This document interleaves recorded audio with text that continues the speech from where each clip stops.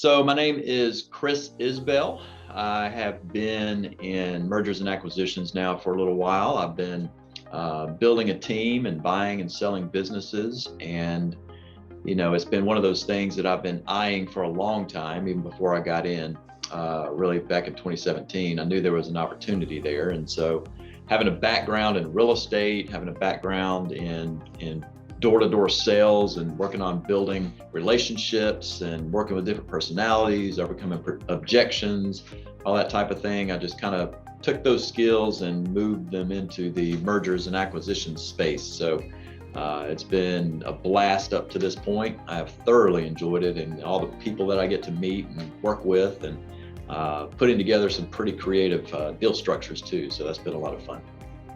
How do you get involved in mergers, acquisitions, and IPOs? So I got involved in 2017 when I started kind of looking to get back into the real estate market. I had had a pretty long stint, about a 10-year stint in the real estate industry, construction, investment, and then in 2008 was forced out of the industry due to the Great Recession that hit, I guess, the world, but it really impacted us here in the United States. And so I got into insurance, worked that for about 10 years, door-to-door sales, and then started looking at getting back into real estate. Market had picked up, a lot of my friends had started getting back into it. And so I started doing some research online about getting back into real estate. But then I started coming across information on buying businesses as opposed to real estate. And that really intrigued me because I love business. I love working on a business, putting in systems and processes and working deal structures. And I missed that side of putting deals together on the real estate side. So I kind of went down that rabbit hole, found some people that were doing it at a high level. They were good at it, started following them, asking questions, just kind of learning everything I could about it, and then put a lot of that information to work. Started approaching business owners. A lot of it was kind of figuring it out as you go. You don't know what you don't know. So I got several offers together. We started approaching business owners, and it took about a year, almost a year and a half of just kind of pounding the pavements, honing in what we wanted, what our criteria was before we closed our first deal. But once we got that first deal down, we kind of had it. We were in our rhythm, and we've closed many more since then. Back in 2017 was actually 2019 was when we closed on our first one. So, we're coming up on a couple years now, having our 3 years now, having our first deal done, and we've done many since. So that's kind of how we got started. How many businesses have you been working with so far? So we bought 11, sold 1, so we still own 10. And then we've also gotten into the real estate side. So we've got a separate real estate company that owns the real estate that our businesses operate out of. What are the criteria when you look for a business? Our initial criteria that we started with is pretty close to what we look at today. We want them to be doing about $1 million a year or more in revenue. We want them to be in business 5 years or longer. And we want them to have management in place that is not the owner, because we want to come in and leave the management, take over operations. We don't want to actually be the ones running the day-to-day operations.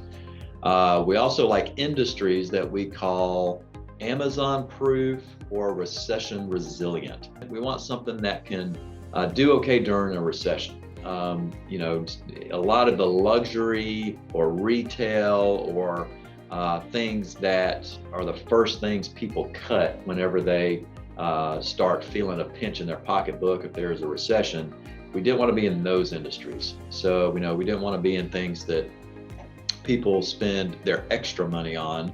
We wanted something that was more of a necessity that people have to have, no matter what, they wouldn't cut this particular thing out. How do you evaluate a business?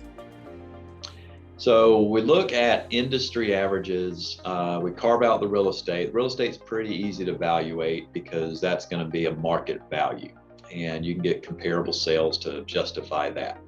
Businesses are a little more tricky because you've got, several different factors, and really we value buying a business on risk, and there's risk factors that we look at, and the riskier the business or the riskier a purchase, the lower the sale price.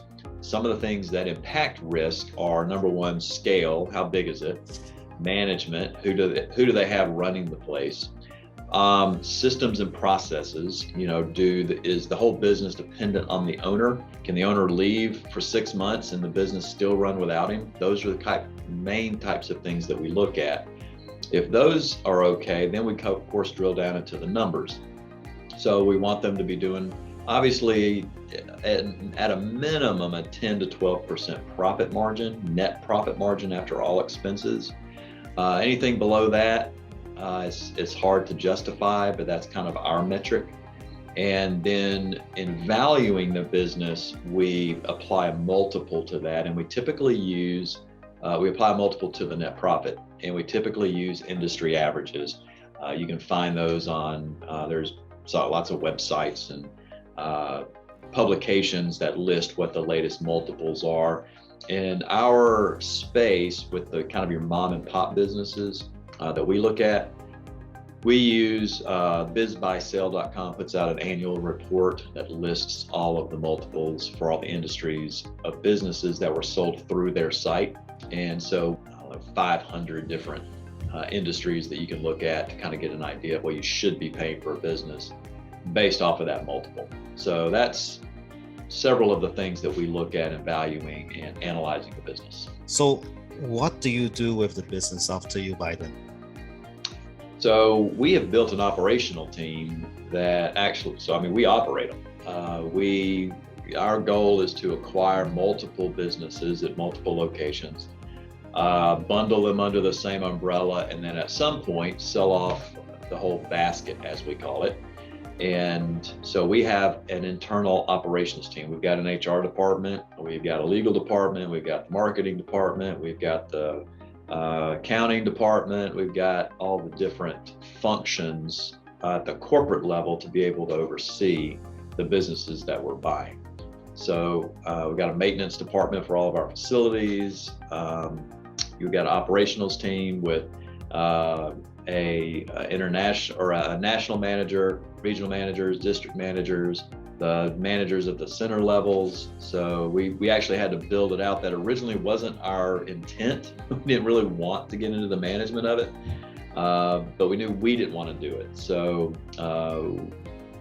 we ended up having to basically build our own management infrastructure to run the day-to-day operations. Can you talk about proof of funds? Is it something business owners are requesting from you? What's funny, if we deal directly with business owners, no. Business owners don't really ask for that, but the brokers will, and because the brokers feel like they don't want to waste their time with someone who's not capable of buying it. What we have found, especially when we first started, we didn't really have that track record. We ended up just telling brokers, no, we're not sending you that. If you want to sell your business, send us the package. And a lot of times they would still send us the package, even if we just balked at the proof of funds. Some of them wouldn't, but it's like, look, we have the capacity to do this. We're not going to send you our balance sheet and our all that stuff. So we're just not going to even play. There's too many deals available out there to get stuck working with some broker, because usually even if you provide a proof of funds, they were still creating hoops that you had to jump through, and it was just irritating and a waste of time. So we just stopped. What do you want to achieve with RainMakers? So I love the direction that RainMakers has been going. I want to be able to continue to work with the team. I want to be able to put together something big. K1, I've enjoyed watching his vision and his dream kind of come to life, and I believe being a part of that it's exciting. It's something that all the pieces are coming together, all of the things are starting to line up to where it looks like this has some legs, and so we want to see it to fruition, see how it comes about.